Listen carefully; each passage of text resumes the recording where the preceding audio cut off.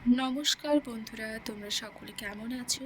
আশা করি তোমরা সকলেই যে যেখানে আছো ভালো আছো, সুস্থ আছো।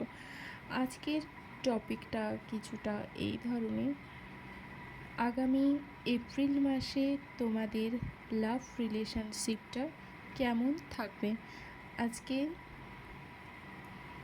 আজকে তোমাদের জন্য যাদের বিশেষ করে মেষ, সিংহ এবং ধনু রাশি, তো তাদের লাভ লাইফ এপ্রিল মাসে কেমন যাবে। ওকে, সো চলো দেখে নিই। তোমরা রিডিংটা দেখার আগে অবশ্যই প্রে করবে এবং পজিটিভ থাকবে।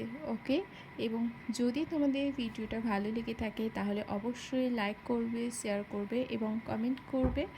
ওকে, এবং তোমাদের আর কিছু জানার থাকলে তোমরা অবশ্যই কমেন্টে কোশ্চেন করতে পারো। আমি যতক্ষণ কার্ডটা সাফার করছি তোমরা প্লিজ পজিটিভ থাকো।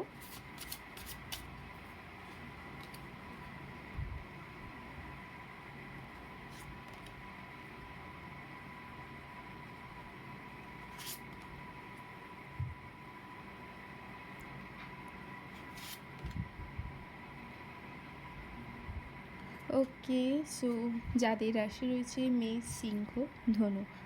ওকে, সো চলো তো দেখে নেব। তো আগামী এপ্রিল মাস অবশ্যই তোমাদের রিলেশনশিপে প্রোগ্রেস আসবে। যাদের নো কন্ট্যাক্ট জোনে যারা রয়েছে তাদের কন্ট্যাক্ট হওয়ার সম্ভাবনা রয়েছে, এবং তোমাদের জন্য তোমাদের পার্টনার অনেক গিফটস আনবে। তার সাথে সাথে যাদের কমিটমেন্টে এখনও বাধা রয়েছে সেগুলো কেটে যাবে, এবং তোমরা একসাথে কোথাও ঘুরতে যেতে পারো। যারা নো কন্ট্যাক্টসে পুরোপুরি রয়েছে, ভাবছো কবে তোমাদের জাস্টিস মিলবে বা লোকে নানা কথা বলছে সেগুলো কবে বন্ধ হতে চলেছে, তো সেগুলো ইউনিভার্সের কৃপায় খুব তাড়াতাড়ি আগামী 6 মাসের মধ্যে সেই সমস্যার সমাধান হয়ে যাবে।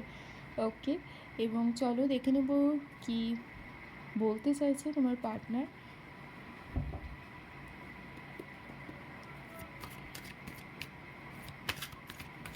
তোমরা অবশ্যই তোমাদের পার্টনারকে টাইম দাও এবং যা কিছু প্রবলেম রয়েছে সেগুলো শর্ট আউটের চেষ্টা করো।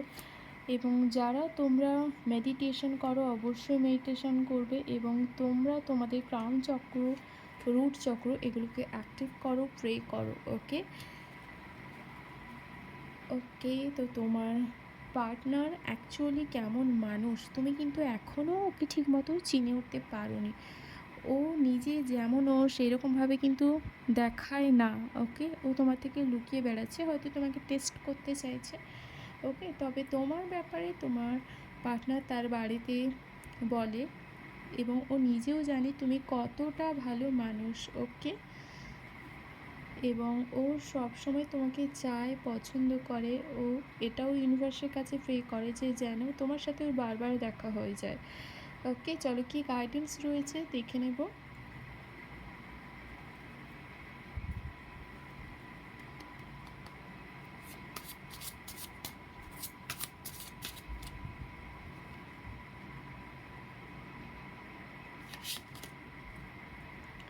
ওকে, সো তোমাদের জন্য এই মুহূর্তে যেটা গাইডেন্স রয়েছে, তো তোমাদের অনেকেরই যারা দেখছো এই রাশি রয়েছে, অনেকের এনার্জিটাই এরকম যাদের সম্পর্কে নানা বাধা এসেছে, অনেক প্রবলেম ফেস করেছো, থার্ড পারসন এসেছে, এবং অনেকের এসে চলেও গেছে, আবার অনেকের থেকেও গেছে। সো প্রথমেই আমি বলেছিলাম যে ক্রাউন চক্রটাকে অ্যাক্টিভ করার জন্য, তো নেক্সট যে কার্ডগুলো এসছে গাইডেন্সে সেটাই আবার রিপিট করছি। ইউনিভার্স ক্রাউন চক্রকে অবশ্যই অ্যাক্টিভ করো, এবং তোমাদের মনে যত ইস্যু রয়েছে না, ইগো রয়েছে, সেগুলোকে অবশ্যই রিলিজ করো, হিলিং করো। ওকে, এই ছিল তোমাদের জন্য রিডিং। আজকের মতো দেখা হবে পরবর্তী রিডিংয়ে। Thank you so much.